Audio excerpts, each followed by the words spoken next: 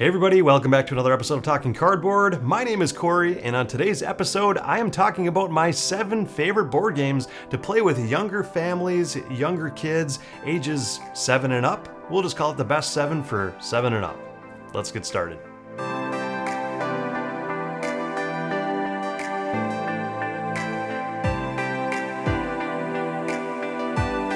All right, and catchy title set aside, 7 best games for kids 7 and older. Not quite true, but some of these games I would recommend for younger families that have kids that are 7 and older, maybe 8 and up. The sweet spot for all these are maybe more 8 to 10-year-old kids or families that have the younger kids in that age range. But anyway, these are some of my picks for that. Okay, my first pick on the list here is a game that it says it's for ages 8 and up. So it's definitely right in that sweet spot for families that have younger kids, and this game is Just One. Just One, I've had a lot of fun playing this with adults, but I could definitely see adults with younger kids in their family enjoying this one as well. In Just One, the gist of it is one player gets a card with 5 different words on it, and they randomly choose a number 1 through 5 and show that card to the rest of the players. And there is one word that is associated with all those 5 numbers. So let's say they were to give the number 2 is in the example here. Next to the number 2 is the word chocolate. They don't know that the word is chocolate that they're showing to the rest of the players. They then put the card face down, they close their eyes, or turn away. All the rest of the players get to write a 1-word clue on their whiteboards that has to do with chocolate. Obviously, it can't be the word chocolate on their whiteboard for the clue, but where the game really shines and where it gets really interesting is that after everybody writes their 1-word clue on their whiteboards, they then compare it with the rest of the players around the table, and any duplicates must be erased.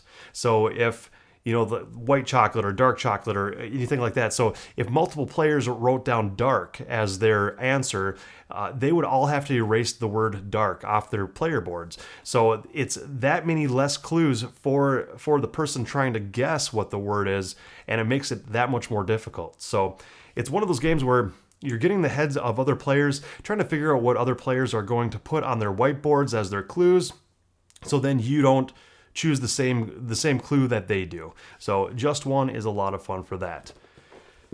Next game on my list here, another game says for ages 8 and up, and that is Santorini. Santorini is a game that I highly recommend for people who like chess but want something a little bit simpler than chess. This game still provides a lot of strategy, just like in chess, but it's a lot simpler to understand. In Santorini, everybody gets 2 characters on the board, and on your turn, you can only do 2 things. You can do 1 movement and 1 build action. So you can move one of your characters orthogonally and then build one of the pieces of the tower next to one of your characters. And the whole goal of the game is that you are building different levels of towers to try to hop up and get up to the 3rd level of a tower with one of your characters to win the game. What's unique and cool with this one too is that if a player sees that you are working your way up to the 3rd level of a tower to win the game, they can run over there and try to put a 4th level to the tower, which is the rooftop, the blue rooftop here, and that is rounded and it caps it off so that that player cannot jump up to that level of the tower anymore to win, because they would just slide right off the rooftop. So that is a part of the strategy as well. That's just in the basic game. You get 1 move, 1 build action, and that's about it. You just try to hop up to level 1, 2, and if you get to the 3rd level of a tower, you win. The little bit more advanced version of this, if you're playing with kids that are a little bit older, would be each person gets a random power card or a random god card, and they have a special ability or a special win condition that is completely different from the other player. So I know there's one god, for example, that says that if you get up to a level 2 tower and jump off of it, then you win the game. So you don't have to get all the way up to a level 3 to win. That is your new win condition. And all the gods play completely different. All of them break the rules of the game, and you have to know what your opponent's ability is and play your ability really well in conjunction with what you're doing to win the game in that sense. So that is Santorini. moving on to my third pick here. This is a really fun one. It has been a great game in my collection for many, many years. I have it in a plastic photo box right now, but this game is Hanabi. Hanabi, I don't know if it has an age. Oh yeah, it actually says ages 8 and older on Hanabi as well. So, so far I'm 3 for 3 on the list here. So, Hanabi is really cool. It's a cooperative game where you're trying to build out a fireworks display, but the unique thing in Hanabi is that when you get your hand of 5 cards, you have to reverse it the other way. So the other players around the table get to see what your hand of cards is, but you don't know what cards you're holding. On your turn, you can give one player one clue, and the clue can either be the color of a card or the number on the card, but it can't be both. So if you give like the clue, oh, this card that you're holding here is red.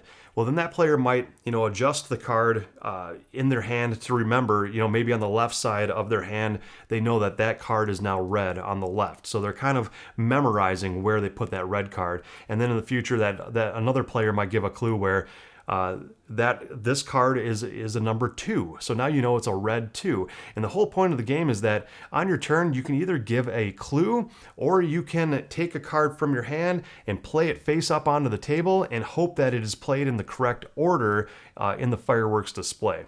Because you are trying to play each one of the different colors of fireworks in order from 1 up to 5.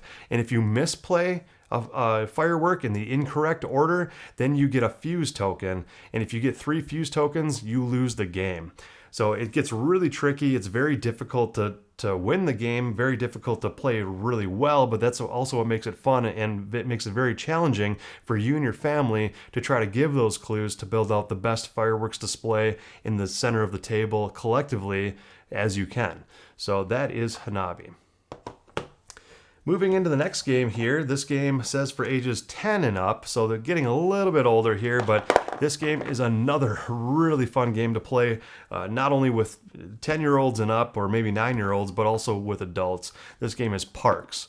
In Parks, you are essentially trying to get different resources, for lack of a better term, but you're getting these different resources that are trying to fill these contracts, essentially. But the contracts are you visiting these state parks. So different state parks have different requirements on them. Like some of them might say you need 2 water tokens, a forest token, and a sun token. And if you can turn those tokens in, you get to visit that specific state park and put that in front of you for end game victory points. How that works is you're on a trail, collectively with everybody else, all your opponents, you're all traveling on the same trail, and where you stop on the trail, that'll tell you which tokens you can collect. But what makes that tricky is that where you stop, you are now blocking that worker placement spot for your opponents. So now they can't collect some of the tokens that they may need. So you're trying to collect the tokens for specific state parks that you need to collect to get points, but you're also keeping in mind blocking some different areas from your opponents so they can't get what they need.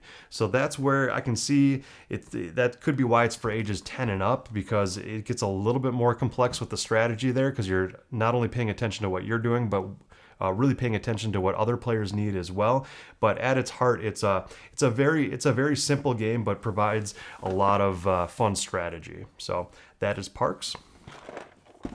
And now moving into the next game here on the list, let's see what the age group on this one is. Oh, this is 8 and older as well, so not doing too bad still. So far I am 4 for 5, and this game is Reef. So Reef, another really fun game where you've got these 3D pieces, these 3D reef pieces that you are placing on your own player board to get them in different patterns. And it's a 3D pattern, both orthogonally and on the Z-axis as well. You're trying to build them up to fulfill basically these different card requirements that'll give you victory points. And the different card requirements are, all these different patterns, both height-wise and both pattern-wise, and in 2-dimensional and 3-dimensional, and you're trying to collect pieces out of the center of the board to then place them on your player board in certain patterns to collect those cards that you need for points. So a lot of similarities in some of these games with trying to collect something to then fulfill a requirement for points, but this is done in a completely different way that is a lot of fun because you are building the pieces in a 3D fashion. So that's a lot of fun to try to think in terms of like a 3D model. So Reef is a lot of fun for that. All right, moving into, so that was game number 5 on the list. Now moving into game number 6. So second to the last game on the list here for today. And this game is ages 8 and older. So still doing really well with keeping that the threshold to play the game at a low age. So doing really well. This game is Junk Art. So junk art, just as it sounds, you are trying to make an art piece in front of you with these different, really strange shaped pieces. And this game just has a bunch of different game modes. It's essentially almost kind of like a sandbox game where you can pick one of like 15 or 20 different games in the box and try to play that with the same pieces every game, but the win conditions are different. Like there is a game mode where whoever builds the highest tower before it falls over wins the game. And another game mode where you are flipping a card over, and whatever piece is on that card, you have to quickly grab that piece and put it onto your tower without the tower falling, but the last player to place a piece on their tower is then out of the round, so it's kind of more of a speed and balancing type game. But there's just a bunch of different things you can do with these art pieces. And like I said, they're all very oddly shaped, so they can topple over and tip over very easily. So you have to be very careful with that. So this is a fun dexterity game where you're really trying to balance your art piece in front of you. And what makes Junk Art really unique and really fun is that it's got a bunch of different game modes in it that if you find one or two of them that you really enjoy, you can just keep coming back to those games. And if there's a few of them that you don't enjoy too much, no harm done, because there's plenty of other game modes in this that you will like. So gives you plenty of different options for that. So the last game on my list here today, I had to squeeze in a 7th game because I just enjoy the game that much. And I didn't look at any of the age requirements on any of these game boxes before I chose these games, because I'm trying to just go based on memory and how the game plays, and wanted to do my best at suggesting games for younger families to play without looking on the box for what the designer thought the game should be for what age group. So far I've been doing pretty well with that, but this next game I'm a little afraid that it might be for people that are a little bit older. So let's take a look at the box here. And this game is for ages 10 and up. So still actually a lot lower than I thought it would be, which is good to see. So this game is That Time You Killed Me. That Time You Killed Me is very unique. It's another game that I would suggest to younger families that really enjoy playing chess, because it is very chess-like, but also completely different and provides a very unique gameplay compared to chess. So in That Time You Killed Me, you've got 3 different small chessboards. One represents the past, one represents the present, and another board represents the future. And depending on what you do on the different past, present, or future boards, it'll affect the other timelines as well. So, for example, if you're going to travel a piece into the future, you have to put it on the same position on the future board as you just came from the present. So technically you're staying within like the same plane, time-wise the same plane. Similarly, when you go back in time or travel back in time, you have to leave a piece in the future where you're traveling from, and then also place a piece on that same location where you're traveling back to, because technically if you already exist in the future, you can't then not exist in the future if you go back in time. So you're actually getting another piece. What makes this game simpler than chess, even though it sounds pretty complicated, is that when you're moving your pawns around the board, and really you only get pawns in this game, you have to move them orthogonally. On your turn, you get 2 movement points, so you can move them orthogonally, any pawn you want, or you can split them up to 2 movements, and you're just trying to push other players' pawns into the wall to essentially crush them or kill them. So that's hence the name of the game, That Time You Killed Me. So you're just trying to push them into the wall to crush them in different ways, and if you can completely clear one of the boards, either the past, the present, or the future board, then you win the game.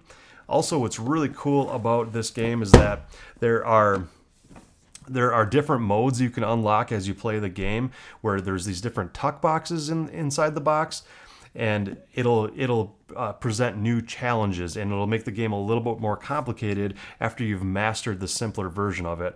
So for example, there's 4 different modes in this game that get more and more complex as you play, and just to give you a little example of a little spoiler here, so turn off the video if you don't want any spoilers, but the first tuck box, what the first tuck box introduces is that if you plant a seed in the past, it'll grow into a bush in the present, and then in the future it grows into a tree.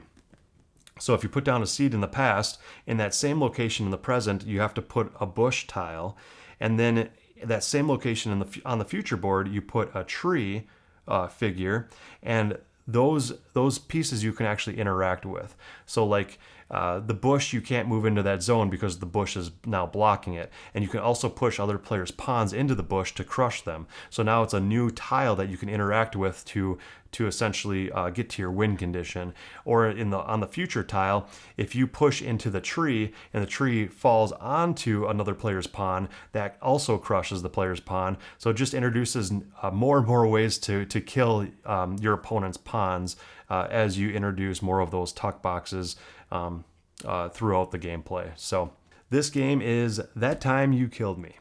All right, and that does it for today's list. Hope you all enjoyed. Those are 7 games that I would recommend to any families with children that are 7 and older. And as you can see here, 7 might be kind of pushing it because most of these games say 8 years old and older, and a couple of them are 10 years old and older, but you know, even if you have to house rule a couple things with any of these games, I think you could definitely play with maybe 6-year-olds or 7-year-olds. And yeah, even if you're not playing the game 100% correct, I think you can find some enjoyment with really any age range with these games. So definitely wanted to get this list to the table for you all because I think it's a very fun list to see for families with younger kids. I get that question a lot where families are looking for something fun for the adults to do with their kids, and it's not necessarily the easiest thing to do within the board game hobby to find those games that both adults and children can enjoy together. So that is my list here that represents that in a nutshell. Hope you all enjoyed. And if you have any games that you would recommend for ages like 6 or 7 or 8 years old and older that families can enjoy, both young kids and adults, leave them in the comments below. I'd love to hear your opinions on those, and maybe there's some games that I haven't tried that I would love to get to the table and review. As always, if you like the content, make sure you thumbs up the video and consider subscribing to the channel. We would really appreciate it. We also have a Patreon page that is down in the description below. So if you like the content you see here and would like us to keep creating content and pushing forward into the future here, then maybe consider becoming a Patreon of the channel as well. So until next time, you all have fun gaming.